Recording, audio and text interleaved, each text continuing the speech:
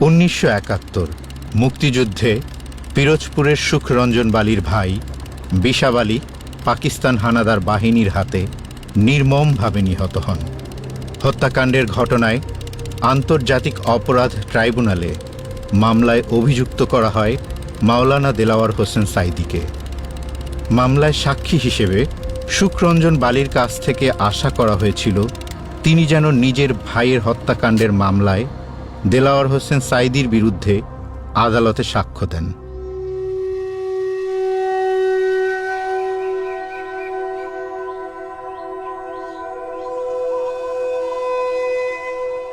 আমার নাম হলো সুখরঞ্জন বালি।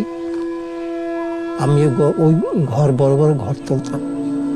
আমি নদীতে ট্রলার মাছ ধরে ট্রলার গড়তে পারতাম। চতুর্মাস পড়লে আমি শিবই আমি ঘুরতাম। আর এখন বর্তমানে আমি সবারই আরাধনা করি। আমি বেশিরভাগ যে বাবা লোকনাথ আছে ভিতরে, তারই আমি হৃদয়ের ভিতরে সবসময়ের জন্য জপনা, আমি তার অনুসারে আছি।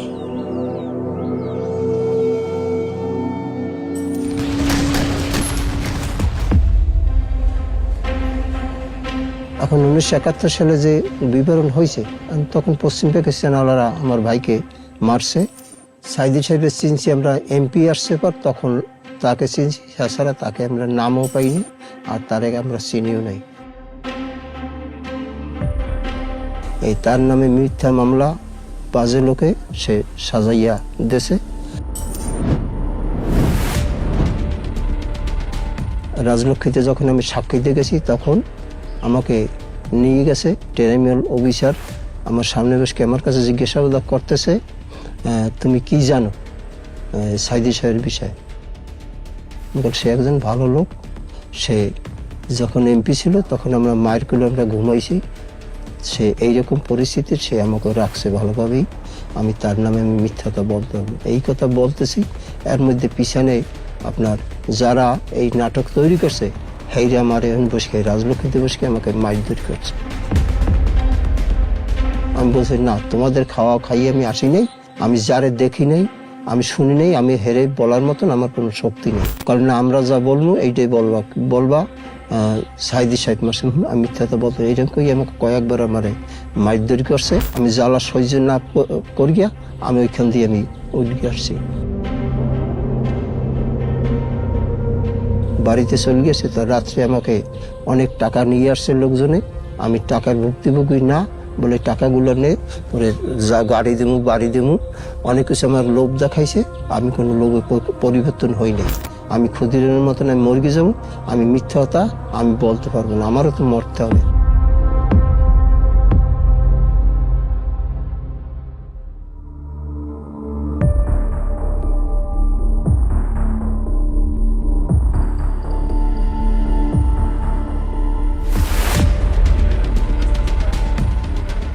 আমার যখন গাড়িতে আমার ব্যারিস্টার ছিল মিজানুর রহমান, আরও একজন ব্যারিস্টার ছিল, সামনের গাড়িতে ছিল মাসুদ সাঈদী।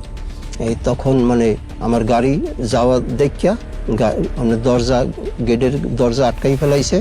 আমি এর ভিতরে আমার ব্যারিস্টার ছিল, সে বলছে গাড়ি যাবে না কেন? যাবে না, দরকার আছে, এই কথা বলছে। শেষ মেহিনে আমার এক ব্যারিস্টারের লাম গিয়া তর্ক বিতর্ক করতেছে, 2 ব্যারিস্টারের মাঝে ছিল, আমাকে তখন লামাইছে, ঘাট ধরিয়ে লামাইয়া আমাকে চর মারছে। চর মারার পরে এই তো এই জিনিস যদি আটকাই রাখতে পারি তাহলে আমাদের সব কিছু আমাদের ফয়সালা হবে। তখন এই কইয়া আমাকে ঘাট টানতে আমাকে নিয়ে গেছে পিছনের। প্রকাশ্য দিবালোকে সকাল 10:15টার সময় ট্রাইব্যুনালের গেট থেকে লয়ারের গাড়ি থেকে সাক্ষীকে নিয়ে বেমালুম অস্বীকার করা হবে। নেওয়ার পরে পিছনে ফাঁকা যে ট্রাক গাড়ি এই আর কি টানিয়ে উঠাইয়া আমার মুখ কালো কাপড় দিয়ে আমার আটকাই ফেলাইছে। আটকাই হেলানোর পরে আমি কোন দিকে আমাকে নিয়ে গেছে তা আমি দেখি নাই।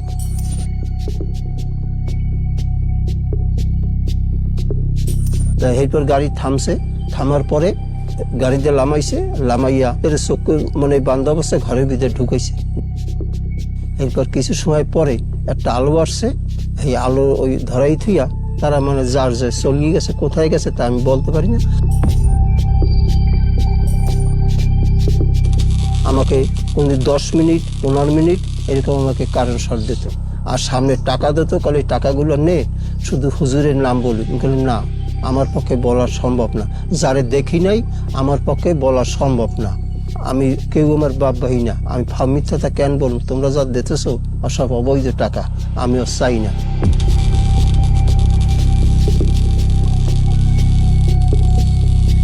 আমি অসুস্থ, মানে ওই ভিতরে যে কারেন্ট শর্ট দিয়েছে আমি হাঁটতে পারতাম না, মানে আমি উড়ি আর ওই পড়িয়ে যাইতাম।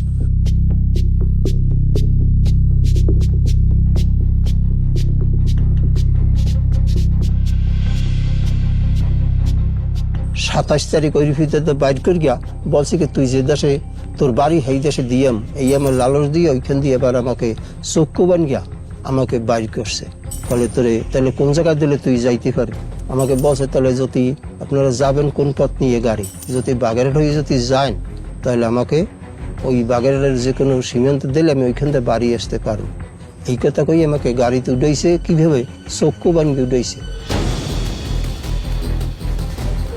হেনে গাড়ি থামানোর পরে আমাকে কইতেছে করে লাম গাড়ির দা, মুখ খুলিয়ে দিয়েছে, মুখ খুলিয়ে দিয়েছে। আর গাড়ির পাশেই মানে আমার সমস্ত দিনে আমি পেশাব করি, মানে পেশাবে আমার পেট আমার ফুলিয়ে গেছে। তখন এই গাড়ির পাশেই আমি পেশাব করছি। পাশে বইসকেই দেখি যে মানে বাগানের ভিতরে একটু পথ, এই পথের ওখান দিয়া মানে ওই পাশে দেখা যাইতেছে বিসি বসা।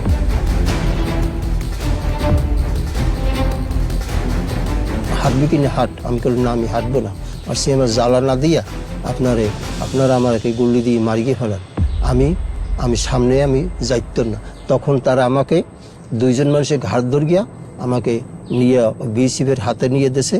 দেওয়ার পরে আমাকে ওখানে বসে নেওয়ার সাথে সাথে আমাকে দুই কান কাছাইয়া মাইট ঘেটে করে ঘুষি দিয়ে ফেলাইয়া পিঠ ঢালাই হের পর হালাইয়া মানে আমাকে লাতি আমার পিঠ মোড়া দিয়ে অপুষ্মদিনী পিঠ মোড়া দিয়ে বান গিয়া আমাকে এইরকম মোটা বেতের লাড়ি দিয়া পিটাইছে।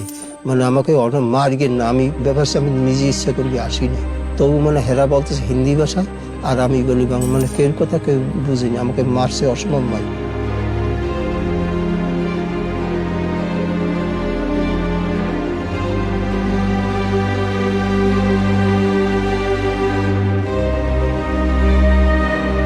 সাতাশ তারিখে এই ঘটনা।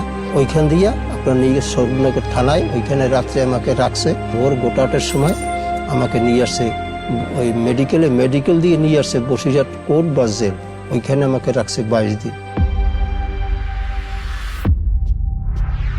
22 দিন আমাকে দমদম কারাগারে নিয়ে গেছে। আমি খুব অসুস্থ। ওই পাতলা যে আপনার ওই টিনের প্লেট আছে 4 কাপের নিচে দিয়ে, ওই আর দীর্ঘ 1 প্লেট ভাত খাইতেন ডেলি দুপুরের সময় 12টার সময়। আর ওই 2 লিটার পানির বোতল, ওই 5 বোতল 6 বোতল পানি খেয়ে থাকতাম। আপনার দূর সম্পর্কে আমার ভাগ্নে পাইছি ওই দমদম কারাগারে। তার কাছে আমি আমার বিবরণগুলো বলছি। সে আমার বাংলাদেশে আসছে, আসার পর আমার বাড়ি স্ত্রীর কাছে বলছে। তারাই আর কি আপনার গেছে। যাওয়ার পরে বিশ্বের মানবাধিকার সংস্থায় মানে বিভিন্ন দেশের লোক আমাকে সহযোগিতা করছে। তার অনুসারে আমি বাংলাদেশে আমি আসছি।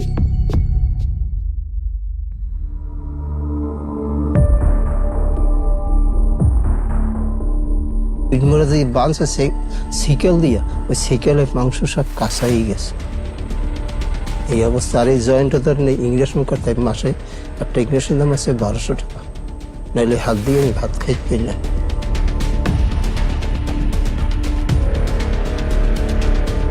আমি কোনো কথা সততা নিয়ে আস কথা না, আমি কিছু এই কষ্ট করলাম, এই কষ্ট থেকে এইভাবে কিছু জীবনটা কিন্তু আমার যাবে। আজ কত বছর চিন্তা করি, 14-15 বছর আমি কিন্তু এই দুরবস্থায় আছি।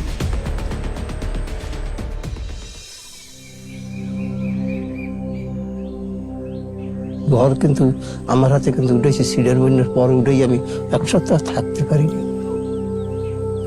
এই যে আরো আর মায়ে মানে হাইউত আসে, সেও কিন্তু মারা গেছে।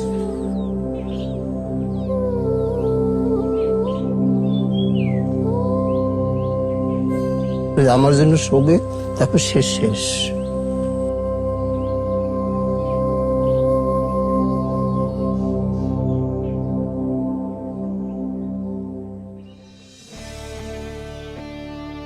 আমি একজন হিন্দু মানুষ। আমি জীবনে বাজি রেখে আমি হুজুরের মানে বাঁচানোর জন্য আমি চেষ্টা করছি।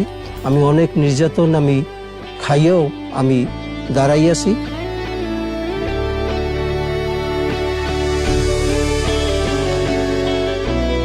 আমার এই জন্মস্থান আমার ভালো লাগে। হিন্দু মুসলমান সবাই যদি আমার এক লগে আমরা চলাফেরা করি, আমরা খুব সুন্দর লাগে।